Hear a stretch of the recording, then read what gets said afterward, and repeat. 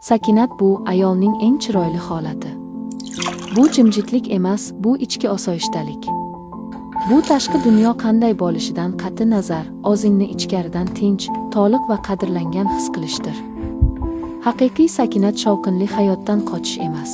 U shovqin ichida ham o'zini eshitishni bilish. U har kun o'z his-tuyg'ularingni tushunishga urinish. U o'zingga e'tiborli bo'lish, tanangni, qalbingni, fikringni tinglash. Sakinat nima bilan boshlanadi? Yengil nafas olish bilan. O'zing uchun ajratilgan 10 daqiqa bilan. Men shundayligim bilan yetarliman degan ichki ovoz bilan. Ortga qarab o'zini tan olmay yiglash emas, balki oldinga qarab asta yurishni tanlash bilan. Ba'zan sakinat bu tozalangan qon, yoki bir piyola issiq choy, yoki telefonni o'chirib o'zingni quchoqlash, yoki shunchaki jim turib yuragingni eshitish. Sakinat har kimda har xil ko'rinadi.